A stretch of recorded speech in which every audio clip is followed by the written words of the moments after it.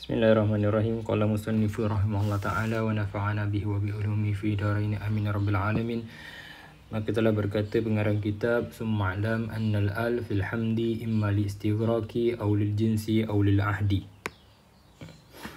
Summa'lam, kemudian ketahuilah, annal al, bahawa alif lam fil hamdi, pada pujian tu, pada alhamdu, pada lafaz alhamdulillah dia tulis, imma li istighraqi, sama ada untuk istighraq, iaitu meliputi semua jenis pujian, au lil jinsi, atau untuk alif lam jins, lil jinsi, menunjukkan jenis pujian, iaitu secara umum, au lil, iaitu segala jenis, macam tu kita sebut terjemah, segala jenis pujian, pujian itu bagi Allah. Au lil ahdi, ataupun lil ahdi, iaitu menunjukkan sesuatu yang sudah diketahui, iaitu ma'ruf, al-ma'ruf lillah. Pujian-pujian yang kita ketahui, ada berapa pujian? Ada 4 pujian ni kita ketahui, ma'ruf lillah. Wallamu fi lillah, jadi pada lafaz alhamdulillah, alhamdu tu, alif lam itu boleh kita kata alif lam istighraq, jins ataupun ahd.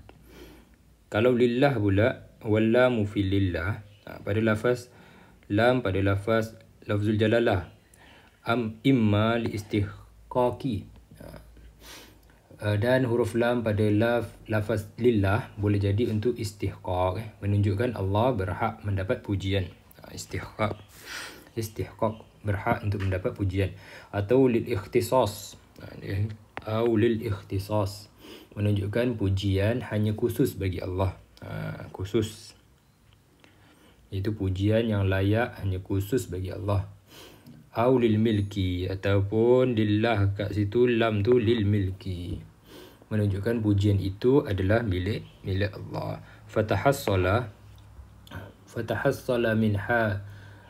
min hazah ihtimalat tis'atun qa'imatun min darbi salasati fi salasatin, maka terhasillah daripada gabungan ini 9 kemungkinan.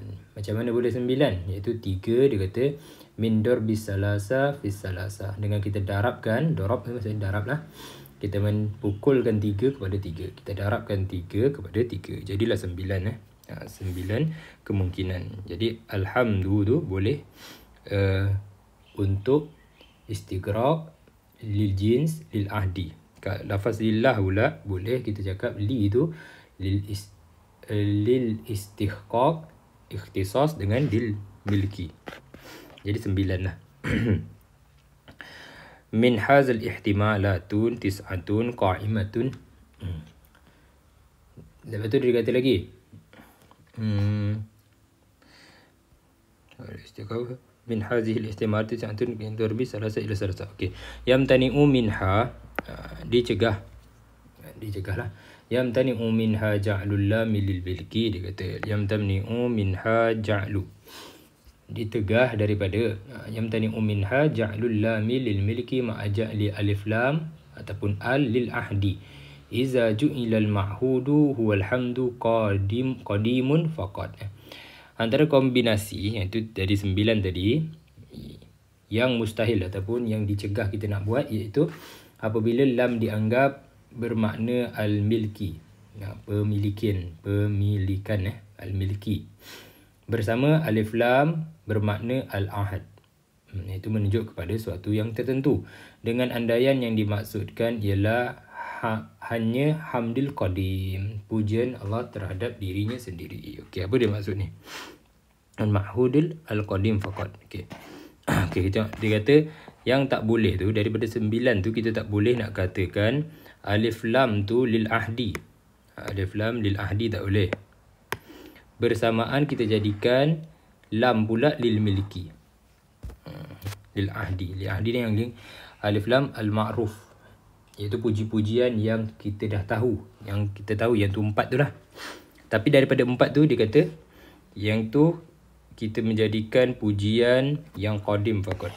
Okey, tengok dulu di sini, ada dobet sikit. Kenapa tidak boleh? Kenapa tak boleh nak jadikan alif lam kat sini lil ahdi dekat lafaz lillah tu, lam tu lil milki. Kenapa tak boleh? Kerana demikian hanya berlaku ke atas sesuatu yang baharu, iaitu pemilikan. Kerana apa? Kenapa kita tak boleh kata pujian itu milik Allah? Pujian yang mana? Pujian yang bersifat qadim juga termasuk. Sebab lil ahdi ni termasuk pujian yang kita tahu, iaitu ada 4 pujian.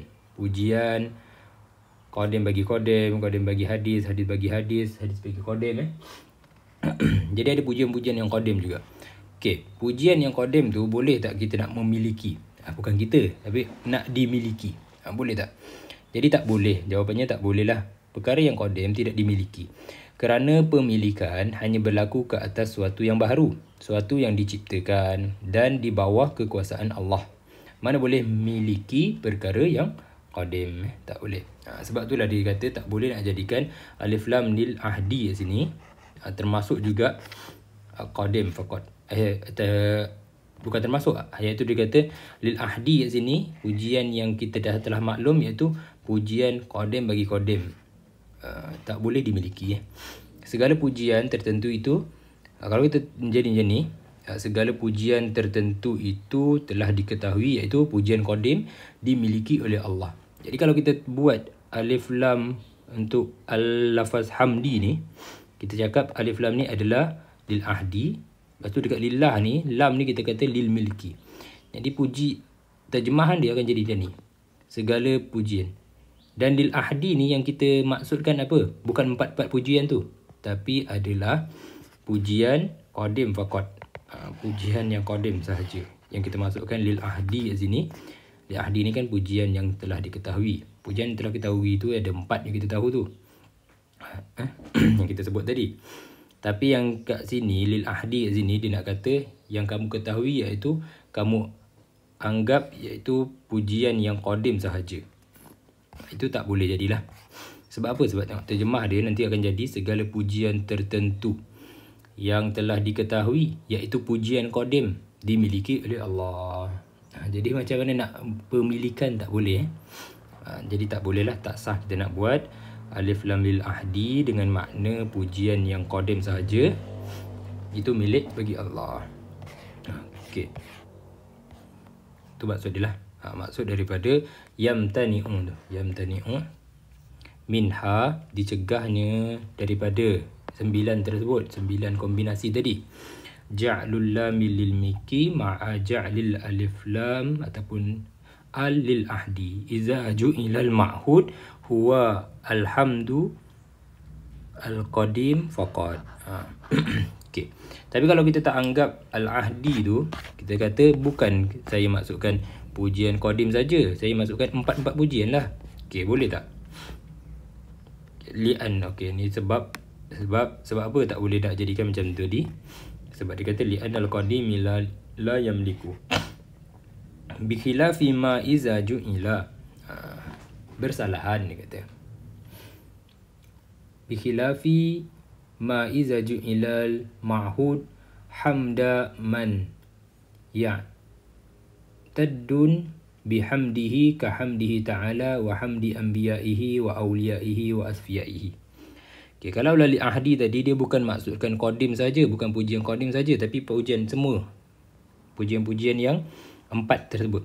Okay, dia kata boleh. Bi khilafi ma iza ju'ila, berbeza halnya jika yang dimaksudkan dengan al-ahad tu, al-ma'hud tu, hamda man yu'taddun, yu'taddun bihamdihi, yu'taddun bihamdihi,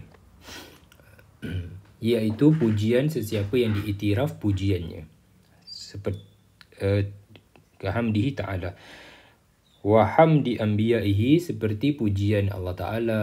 Jadi ada pujian qadim bagi mahadis, atau pujian para nabinya, hadis bagi qadim, dan walinya dan orang-orang yang pilihannya, asfiyaihi, pilihannya. Li'annal ma'hud hina izin, kenapa boleh pula kita nak jadikan alif lam lil ahdi, lam lil milki pada lafaz alhamdulillah tu? Kerana dia kata hina izin huwal jumlatul murakkabah, kerana ketika itu ia menjadi jumlah murakkabah, iaitu Kerana ketika itu yang dimaksudkan ialah keseluruhan gabungan antara pujian, antara murakabah min qadimin wa hadis. Iaitu menjadi gabungan antara pujian qadim, iaitu pujian Allah memuji, dan pujian hadis, iaitu makhluk memuji.